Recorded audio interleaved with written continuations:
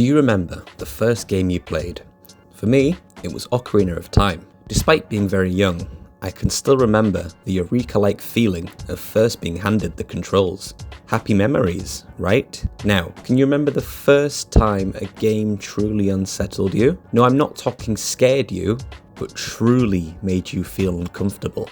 Like there was a pit in your stomach, and it wouldn't leave your mind, no matter how hard you tried. Today, we're going to look at some of these older games that I remember striking fear into my stupid, small kid brain.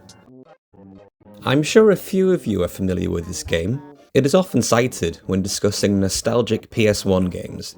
If you haven't played it recently, what comes to mind when you think back? Perhaps fond memories of exploring the Pickles home, and an exciting sense of freedom. Well, take a look. How about that?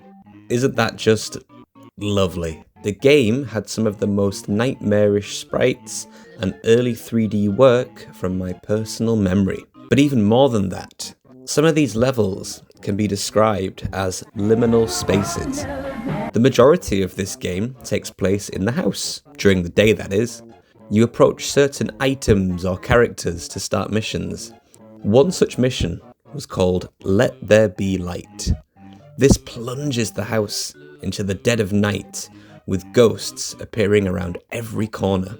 While it may seem silly now, this was like a childhood equivalent of a survival horror game. Looking beyond the horror of a flat ghost PNG, we could also see a lot of horror coming from the liminal space of the Pickles home at night. The Toy Palace is another level with a similar liminal feel.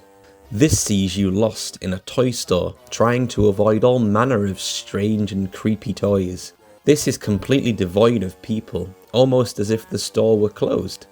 It is no secret a majority of these liminal spaces tend to be darker in nature, but a toy store and a house that is so full of life, suddenly filled with nothing but creepy music and unsettling entities, is enough to fill a child with dread. Finally, a more traditional sense of horror. The level Ice Cream Mountain is a simple mini-golf level. One stage in particular takes place around a pyramid. You are free to wander in between your shots. Should you choose to do so, you'll find an entrance to a pyramid.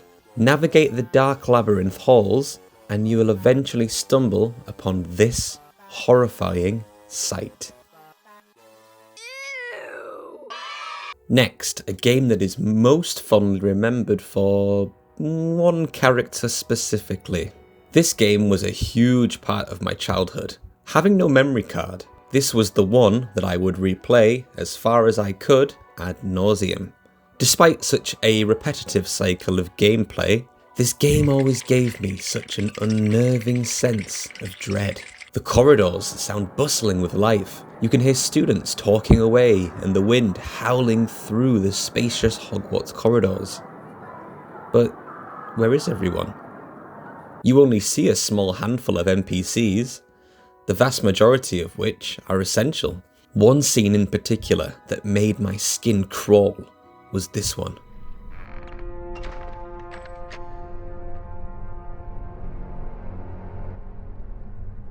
The music, the shadowy figure. I would dread opening the door just to have to sit through the uncomfortably long sequence. Now, this game actually led to a nightmare that I can still remember. Starting in this room in particular, Dumbledore approached, just like the opening sequence, but Harry went straight into the death animation, and it took an uncomfortably long time. The TV cut to static, and the shadow of an arm waved at me through the screen.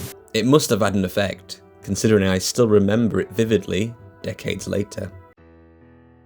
Who doesn't love The Sims? While these days it's gone in a less than desirable direction, you can't deny the quality of the original games. One game in particular that stands out for me is the first game. When I first saw it in action, I couldn't believe a computer was capable of playing something so detailed.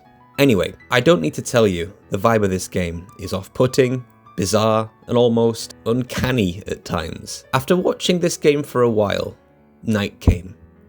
Amid the liminal silence of night, a piercingly shrill sound accompanied by the pop-up window of a burglar approaching the property. Due to this one experience, I played this game and its sequel with the utmost caution.